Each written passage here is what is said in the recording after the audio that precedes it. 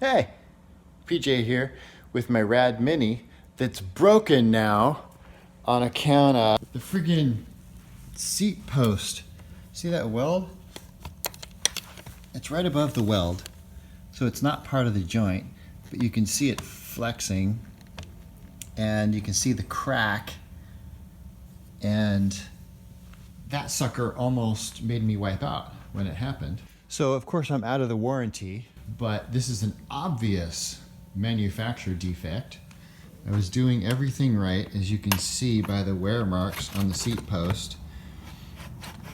I'm way down here and sometimes even lower, so it's not a problem of being up too high on that sucker. And I'm only 6 feet tall, so I'm not unusually tall where I would need an unusually high seat anyway. As you can see, I could go higher. Don't know why this happened other than a super weak aluminum frame. I thought a RAD would be really durable and beefy, but apparently that's not the case. So we called RAD and they said, nope, it's your problem, the bike is out of warranty, we're not doing anything. Technically they're right, but if they're using inferior metal that's gonna crack, that's a safety issue.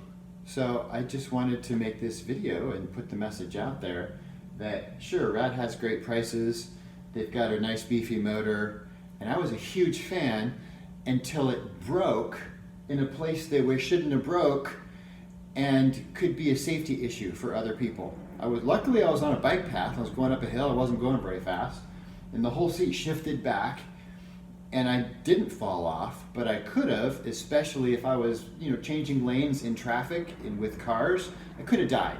So heads up. And if something goes wrong with your RAD outside of warranty, something basic like this that even has to do with the frame, you're on your own, just so you know. So, I'm fine with doing stuff on my own and taking care of stuff on my own, especially if it's technically out of warranty. But I've only gone 1,400 miles on this, and so I'm already getting a new seat post that's longer to get better leverage. I'm gonna have to find an aluminum welder to weld that and fix it and make it as strong as it should have been originally. But I guess now we know why RAD cycles are so cheap, because they're made in China with inferior metal, and that's why they can have such great prices, which I used to be really enthusiastic about, but not so much anymore, because now I know why. And here's the math.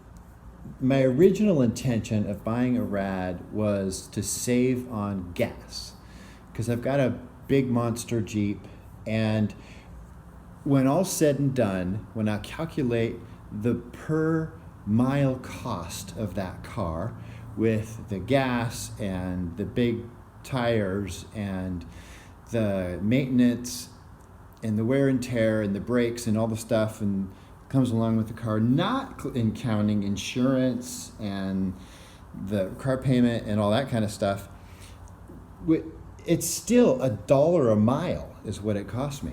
So I figured, well, after I buy the rack for the RAD and I got my doodads and doohickeys and accessories and the rack for the back and all the stuff that I got, the bag, and now another $30, I'd have to ride 2,000 miles to pay for the bike to save 2,000 not driving my Jeep.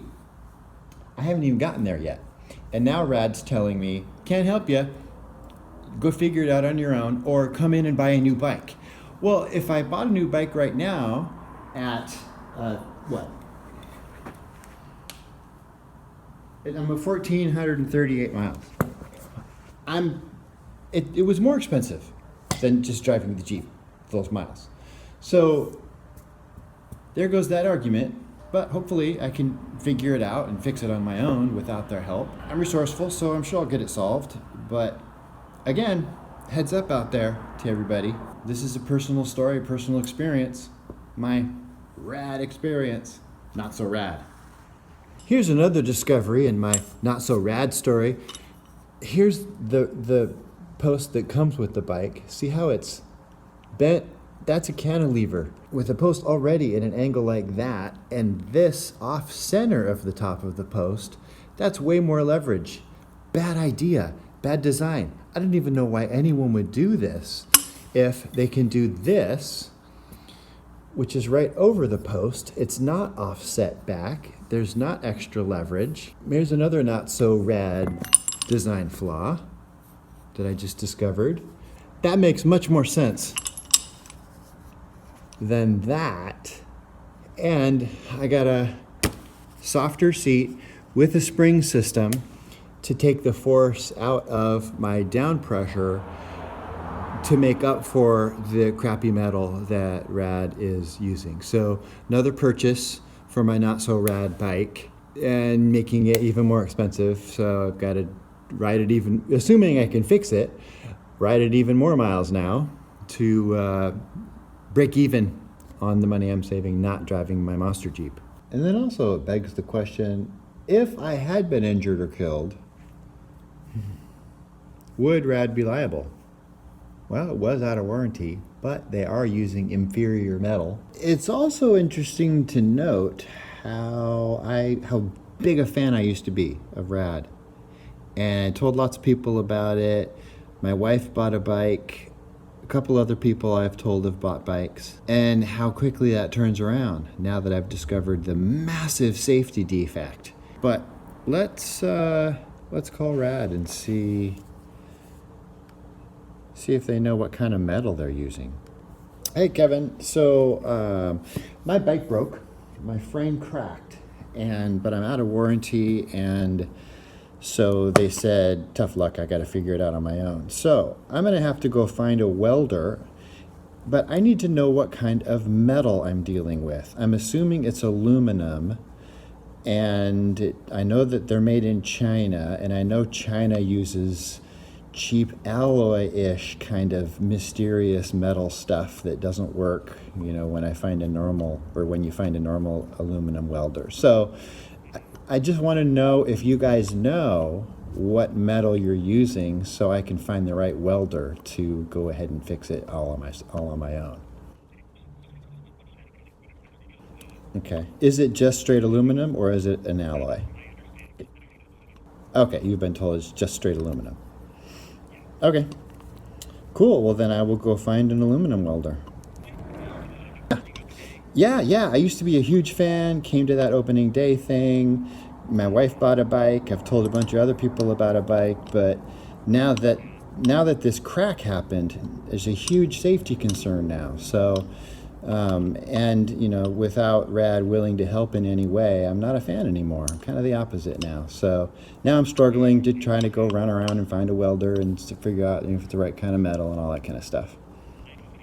Yeah, yeah, she called about a few times, yeah. Oh, I totally understand that whole warranty thing. Yeah, I get it. And that's why other bike companies give a longer warranty on the frame. They give a shorter warranty. It's a year or something, on some of the components and parts. But then they say, but it's 5 years on the frame because we really believe in our frame. But with you guys, it's just a year on everything. So that's the difference. And I totally get that I'm out of warranty. But then when something like this happens, an obvious defect, or inferior metal or leverage or, angles or something that weren't done right in the design process, then it's kind of a different story. Luckily, I wasn't injured and I didn't fall off or anything like that. Yeah, right. Yeah, it's great. But, had I been up mountain biking alone, it could have been a different story. Still be up there knocked out and bleeding somewhere. So, or in traffic or something like that. So that's why my attitude changed so fast. It's just a concern that I didn't have until this happened. And, I think you should be, RAD should be aware of it and maybe other people. So that's my only thing. And, if there's anything you guys could do, that'd be great. But, I'm only 6 feet tall. So otherwise, you guys should say, people 5'8" and under should buy our bikes, but nobody taller than that, or something like that. Yeah. Cool. That sounds great. Yeah. Thanks a lot. Appreciate it. Okay. All right. Bye-bye. Hey, I'm here in my monster Jeep driving to the welder that my wife found that can do it last minute, because we'd like to go for a ride and be able to use our bikes. And I know the Jeep is kind of loud. So does this help? Does this help if I talk like this into the camera and drive with my knees? Is that better? Is that better? So I've got my RAD Mini folded up in the back. It's kind of cool that it folds up. That's why I bought it. But anyways, here I am. The bike back there in the monster Jeep, causing me to drive an extra 40 miles today, burning all this fuel to get it fixed on my own. And the guys at RAD are still talking to supervisors, but they're also ghosting me, so I don't expect to hear anything back. And just a reminder, I'm only 165 pounds and 6 feet tall, so I'm well within the range of normal people size. And there's plenty of people taller and heavier than me that would want a RAD bike. So if I'm breaking the frame, I'm just saying, I feel a personal responsibility to put this video out there to let people know it's a safety issue. Yeah, I'd feel horrible if someone was killed or injured on a RAD bike because it broke on them and I hadn't made a video. I just thought about making one. I was like, I mean, granted, not everybody in the world is going to see this, but at least I'm doing something, and I've taken a step to try to help people, let them know there's a safety issue. And a cheap Chinese bike is cheap, but you get what you pay for too. You'll save money, but you're taking a risk too.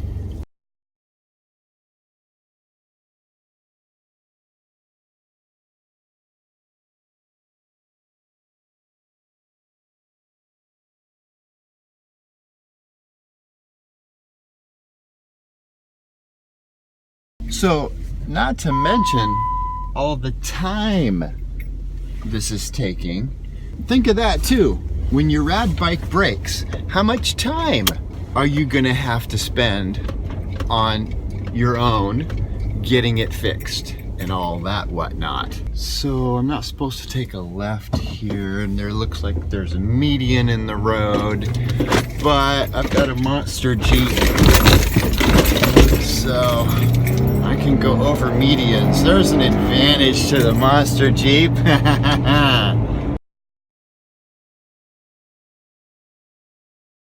Yeah, buddy! Oh, another left I'm not allowed to do. Oh, that's a shame. Huh, okay.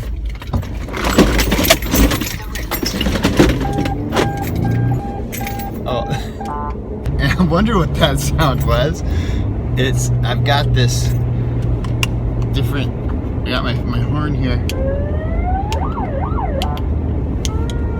That was funny. Okay, back on my way to the welder. All right, I'm here at the welding place, and you can hear the guy in there working away, prepping it for fixing the aluminum that tore. Didn't even know metal could tear, but apparently the Chinese metal that RAD uses tears. I'm not hungry, but I'm sitting here waiting for my bike to get fixed, and I'm upset, so I'm going to emotionally eat. I'm going to start with seaweed. Oh yeah. That hits the emotional eating spot. I am weeds from the sea. What else do I have in here? I got nuts and seeds, unsalted nuts and seeds. That sounds good too. Wow, binging. Can you see it? Can you see it? Can you see it? Oh, another thing I just remembered is this is a great opportunity for me to do my eyeball exercises. Our vision can actually get better, and mine is. So the way to do it is slow circles on the outer border of what you can do. So just slowly going around.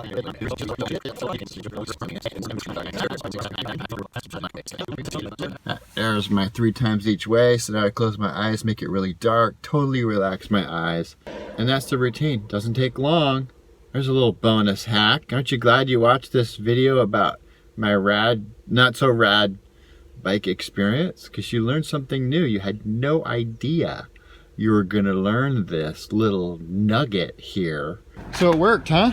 It worked. Great. And is this, now that joint is probably gonna be stronger than the original. Probably, so now it's gonna break somewhere else next time. Yeah. Okay. All right. Good. Hey, that looks pretty good. Yeah, thank you. Strong work. Yeah. All right, headed back home. Donating my entire morning to Not So Rad Power Bikes. Thank you very much. Fix it on my own because I'm out of warranty on the frame. It was only a year.